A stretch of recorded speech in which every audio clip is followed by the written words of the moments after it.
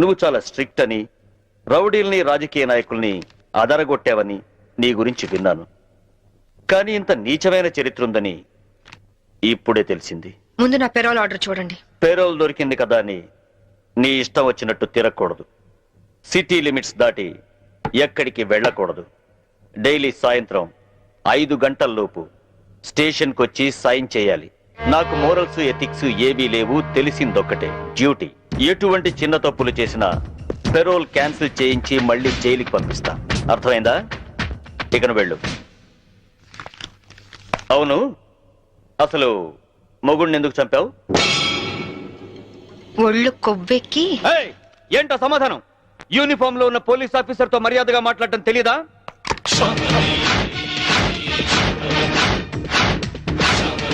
No, don't shoot me. Revolver అక్కడ పెట్టేయ్ please. నేను చెప్పేది విను.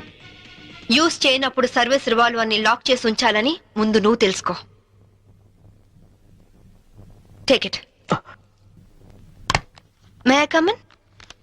ఈ డిజైన్స్ హెడ్ ఆఫీస్ పంపండి. Please come in. Hello, please be seated. Thank you. What can I do for you? మీ యాడ్ ఏజెన్సీలో కీర్తి అనే అమ్మాయి వర్క్ చేసేది కదా? అవును. ఆ అమ్మాయి అడ్రస్ కావాలి. ఆవిడ మీకు ఏమవుతుంది? ఫ్రెండ్ అవుతుంది. మీరు ఆడవాళ్ళతోనే ఫ్రెండ్షిప్ చేస్తారా? ఇఫ్ యూ డోంట్ మైండ్, అలా వెళ్ళి కాఫీ తాగొద్దామా? వద్దు. మీలాంటి ఫీచర్స్ ఉన్న అమ్మాయిలంటే నాకు చాలా ఇష్టం. ఇంతకీ మీరు ఎక్కడి నుంచి వస్తున్నారు? జైలు నుంచి. జైలా? సెంట్రల్ జైలు నుంచి. జైలు కిందకి వెళ్ళారు? పాలల్లో నీళ్లు కలిపారా లేక కార్ డ్రైవ్ చేస్తూ కోడిని చంపారా? కట్టుకున్న వాడిని చంపాను. మొగుడిని ముక్కలు ముక్కలుగా నరికి చంపిన ఏసీపీ శాంభవి న్యూస్ వచ్చింది. పేపర్ చూడలేదా? ఆ శాంభవి నేనే.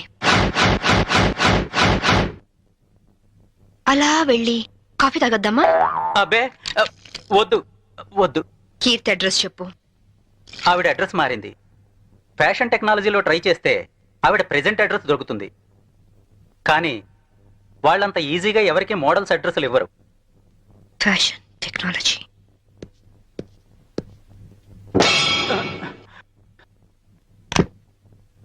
అమ్మో, బతికిపోయాం.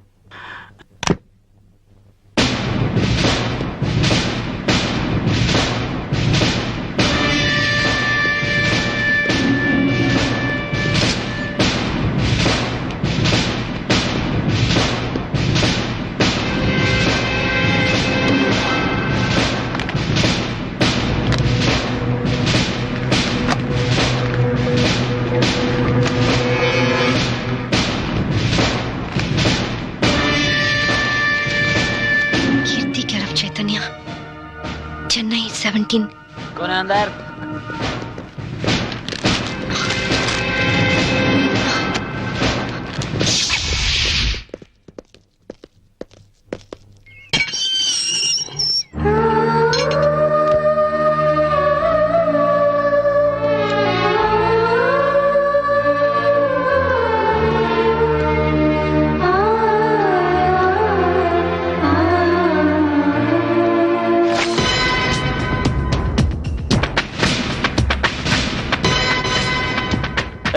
పారిపోవడానికి ప్రయత్నిస్తే షూట్ చేస్తా.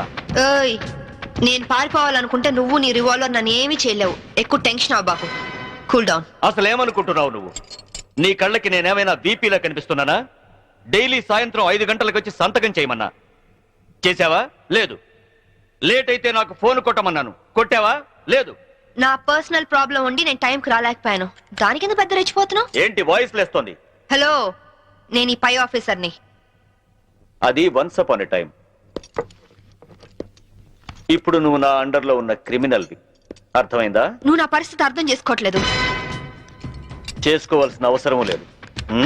చెప్పానుగా, నాకు మోరల్స్ ఎథిక్స్ ఏమీ తెలియదు. తెలిసిందొక్కటే డ్యూటీ. Come on move. తప్పు చేసినందుకు పెరోల్ క్యాన్సిల్ చేయించి నిన్ను తిరిగి జైలుకి పంపిస్తాను. కమాన్. నిన్ను తీసుకెళ్ళడానికి ప్రైవేట్ వెహికల్లో వచ్చాను. Come on, get it. ఇంటికి తాళం వేయడం మర్చిపోయాను. No no, get in. Lock పేరుతో ఎస్కేప్ అవుదావనా? No chance. Don't play tricks. This time you will be finished.